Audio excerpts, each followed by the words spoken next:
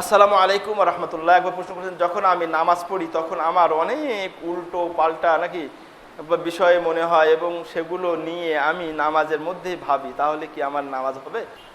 একবার প্রশ্ন করেছেন, যদি কেউ ওযু ছাড়া কোরআন ধরে তার করণীয় কি? বিসমিল্লাহির রহমানির রহিম। কোন সহিহ হাদিসের বক্তব্য যদি কোরআনের বিপরীত হয় তখন করণীয় কি? আমাদের ভাই প্রশ্ন করেছেন, কোন সহিহ হাদিসের বক্তব্য যদি কোরআনের বিপরীত হয় তখন কর্তব্য কি?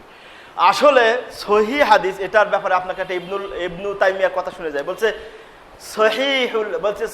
সরিহুল কোরআন, মানে যেগুলো সহিহ কোরআন দ্বারা সুন্নাহ দ্বারা সাব্যস্ত, বলছে যে যেগুলো কোরআন দ্বারা সাব্যস্ত সেগুলো সহিহ সুন্নাহর হয় না, কি হয় না, কন্ট্রাডিক্টিভ হয় না, সাংঘর্ষিক হয় না, বিরোধী হয় না। এমনি ভাবে সহিহ সুন্নাহ যদি হয় সেটা কোরআনের সাংঘর্ষিক হয় না, হতে পারে না। এখন আপনার কাছে সংঘর্ষ মনে হতে পারে, কারণ আপনার বুঝ অত দূর যেতে পারিনি। এর জন্য একটা কিতাব আছে, সুয়ুতির আছে, অনেক মুহাদ্দিসিনদের গ্রন্থ আছে যে হাদিস এবং কোরআনের ভিতরে, হাদিস এবং হাদিসের ভিতরে যে কন্ট্রাডিক্টিভ হলে, সাংঘর্ষিক হলে কি, এটার তাদবিক কি, এটার মানে থার্ড ওয়ে কি, এটার ব্যাপারে আছে, পড়ে নেবেন। আর আপনাদের কাছে এইভাবে তো হবে না, আপনার কাছে যদি এমন কোনো প্রমাণ থাকে দেন, আমি এটা করে দিচ্ছি, সলিউশন দিয়ে দিচ্ছি ইনশাআল্লাহ। ওকে,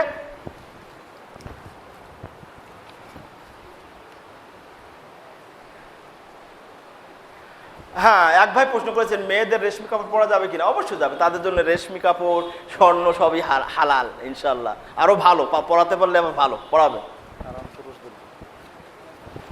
আমাদের জন্য, পুরুষদের জন্য বলছি না, হারাম কাদের জন্য? রেশমি স্বর্ণ আমাদের জন্য, মহিলাদের জন্য মাশাআল্লাহ আল্লাহ ওদের দিছে, সপ্পর ফাটায় দিছে, রসুলও দিছে, আল্লাহ দিছে। এক ভাই প্রশ্ন করেছেন, আল্লাহ আপনার প্রতি রহম করুন, আমিন। আপনাদের প্রতিও আল্লাহ রহম করুন, বলেন আমিন।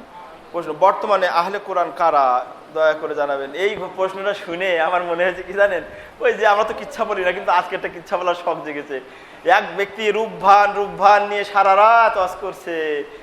পরে ওই যে একজন ওয়াজ শুনে বাইরে যাচ্ছে, তো ওকে জিজ্ঞেস করছে, এই রূপভান কে রে? বলছে রূপভান তো জানি না। তো সেরকম হয়েছে না, আহলে কোরআন কি? এতক্ষণ আমি ফার্মালাম, বর্ণনা করলাম, এক্সপ্লেন করলাম, আহলে কোরআন কারা? যারা সুন্নাহ মানে না, যারা সুন্নাহ মানে না তারা হচ্ছে আহলে কোরআন। শুধু বলে যে কোরআন মানবো, তারা হলো আহলে কোরআন। একবার প্রশ্ন করেছেন, যদি কেউ ওযু ছাড়া কোরআন ধরে তার করণীয় কি? আসলে ওযুর ব্যাপারে যেটা হচ্ছে লা ইয়ামাসসুহু ইল্লাল মুতাহহারুন, যে আয়াতটা এসছে, এ ব্যাপারে যদিও বিভিন্ন ইখতিলাফ আছে। কেউ কেউ বলেছেন যে এগুলো জুনুবি, যে বড় পবিত্রতা, যেগুলো মানে স্ত্রী সঙ্গ বা বীর্য টির্য বাইর হওয়ার পরে তখন এটা টাচ করা যাবে, এটা একটা মত। আর কেউ কেউ বলেছেন যে না, সার্বিক অবস্থায়, যে নাপাক, যেটা ছোট ছোট নাপাক, এটা ছোট নাপাক বলে, সে অবস্থায় ওভারঅল আমরা অ্যাভয়েড করব, ওযু ছাড়া না ধরার, না পড়ার চেষ্টা করবো। কিন্তু মুখস্থ থাকলে মোবাইলে পড়তে পারবেন, কিন্তু টাচ করে পড়ার চেষ্টা করবেন না। কিন্তু যদি খুব জরুরি হয় করবেন, এই ব্যাপারে অনেক সালাফদের মত আছে। আরো দুই তিনটা দেখছি, আর বাবারে। আর যদি কেউ কোরআন খুলে কথা বলে তার করণীয় কি? যদি কেউ কোরআন ময়লা জায়গা এবং তার করণীয় ইত্যাদি, এগুলো তো ঠিক না। কোরআনের একটা, শোনেন, এটা একটু মজা করে উত্তর দেই, আপনারা শুনতে শুনতে একটা বোর ফিল করছেন। আপনার তো বুড়া ধোড়ায় যারা ইয়াং আছে, ওদের যদি একটা হাদিয়া দেয়, এরকম একটা গোলাপ গিফট দেয় তার প্রেমিকা, বা একটা চিঠি এরকম করে পাঠায়, তারা কোথায় রাখে? পুরে বলে জানের মধ্যে ঢুকায়, পকেটে না, জানের মধ্যে ঢুকায়। আর আল্লাহ হচ্ছে সবচেয়ে বড় ভালোবাসার লোক। কে?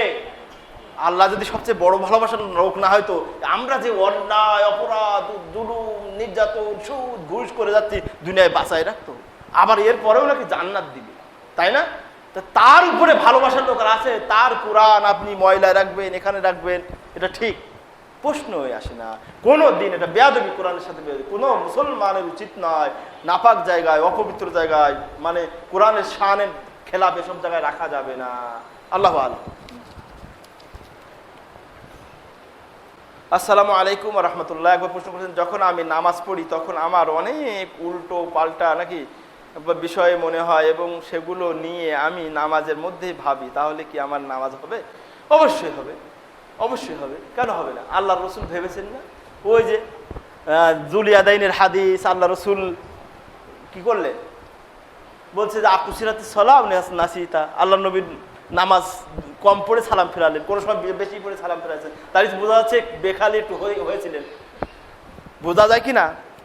সাহাবিদের ব্যাপারে, সাহাবিরা তো এই মানে এত করতো, এই বুখারীর হাদিস এসেছে বলছে ইয়াতি শয়তান, শয়তানের মধ্যে আসে ফায়াহমিলু বাইনাহু ওয়া বাইনা সালাত, সালাতের ভিতরে তার মধ্যে বাধা সৃষ্টি করে, হাত্তা এমন অবস্থায় পড়ে এই ওয়াসওয়াসায় হাত্তা লা ইয়াদরি কাম সাল্লা, সে জানে না যে কয় রাকাত পড়েছে। এটা সাহাবীদের হতো, রাসূলের হয়েছে, সাহাবীদের হয়েছে, তো আপনি কি তাদের সাথে ভালো নাকি? আপনারও হবে। এই জন্য একটু বেশি বেশি চেষ্টা করতে হবে যেগুলো পড়ছি এগুলোর অর্থ বুঝতে, কোরআনের অর্থ, সূরার অর্থ, দোয়া কালামের অর্থ, তাহলে অনেকটা মন কন্ট্রোল থাকবে ইনশাআল্লাহ। আর বাদ বাকি এর জন্য একটা শয়তানি আছে, খিনজাব নামক একটা শয়তান আছে, কাজই হলো না আমাদের মুসল্লিদের ডিস্টার্ব করা। ওকে আল্লাহ সৃষ্টি করছে, ও দিবে, আর আপনি পারেন যতটুকু কন্ট্রোল করবেন। ফাত্তাকুল্লাহ মাস্তাতাতু। হ্যাঁ, আর এই যে একটা করণীয় আছে, ওই করণীয়টা আমি বললাম না, আমার ভাই একটু টাস্কি দিল, আমি যেটা জানি কিন্তু বললাম না, এটা এই কারণে আপনার মিরপুরে নাকি একটু কঠোর, এই জন্য বললাম না। একটা আসছে যে যখন বলছে যখন আল্লাহ রসুল বলছে যখন মানুষ এই কোনো মুসল্লি এরকম করবে, তখন ফা ইয়াতফুলিয়াল আলা ইয়াসারিহি, সে তার বাম দিকে কি করবে, থুক ফেলাবে। এখন যে এই হাদিস মানতে যান তাহলে মারামারি হবে, এই জন্য আমি বলতে চাচ্ছিলাম না। আমার ভাই আবার একটু এরম করে দিল, তো একটু স্মরণ করে দিলাম। এগুলো করার দরকার নেই, ইস্তেআজা করবেন বাস। তাবলিগে যাওয়া বা চিল্লা যাওয়া যাবে না, এটা তো পুরাতন প্রশ্ন রে ভাই, নতুন নতুন কিছু করে। তাবলিগে তো অবশ্যই যাবেন, কিন্তু চিল্লা দিবেন না। তাবলিগে কি অবশ্যই যাবেন, এই যে আমি তাবলিগে আসছি না, এমন যদি আমি না যাইতাম তা আপনারা এগুলো শুনতে পারতেন? তাবলিগে যাওয়া ফরজ। ওই আমার একটা ঘটনা বলি, ঘটনা না, আধা মিনিট।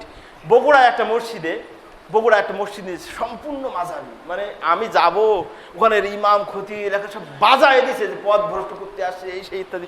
আল্লাহর কি লেখা, আল্লাহর কি ফজল, মসজিদ ভরে, সাদ ভরে, বাইরেও লোক আছে। হ্যাঁ, এবার আমাদের ঠকাবে বলে এই প্রশ্নটা করছে, তাবলিগে যাবে কিনা এই প্রশ্ন। সব হানপি এসে এইসব প্রশ্ন, আমি আল্লাহ দিছে, আমি তো পারি না। আমি বলছি তাবলিগে যাওয়া ফরজ। আমি কি বললে, তাবলিগে যাওয়া ফরজ, তাহলে ওর গুড়ে একের পানি ঢেলে দিলাম।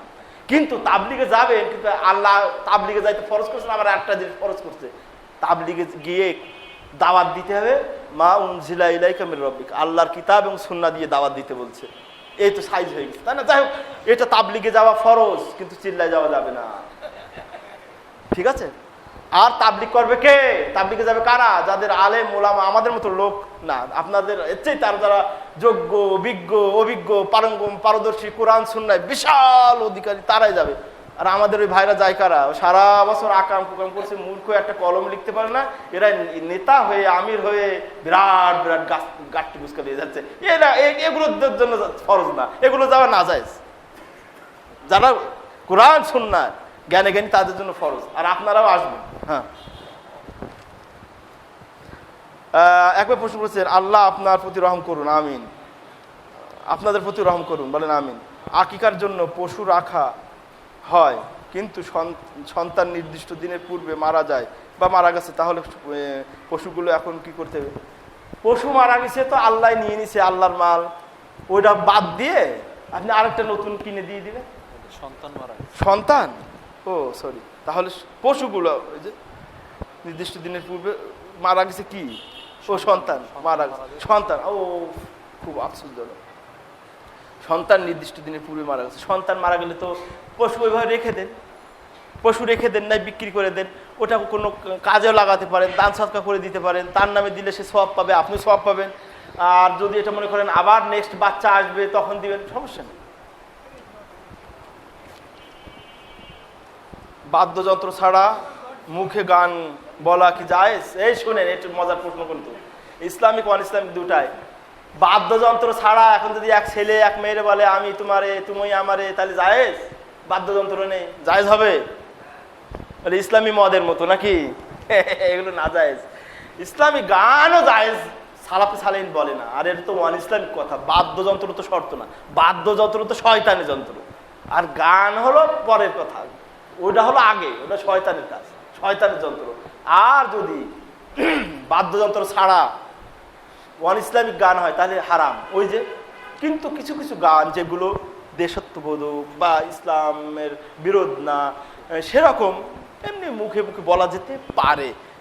আর ইসলামিক গান এগুলোর ব্যাপারে সালফে সালিনরা অনুৎসাহিত করেছে। আমরা গানকে পরিহার করি, কোরআনের সাথে থাকি, সবচেয়ে বড় গান, সবচেয়ে সুন্দর, মন পরিষ্কার করবে, শুনলেই সোয়াব, পড়লেই সোয়াব, এর উপরে কিছু আছে নাকি? এইগুলোর সঙ্গে ব্যস্ত থাকি।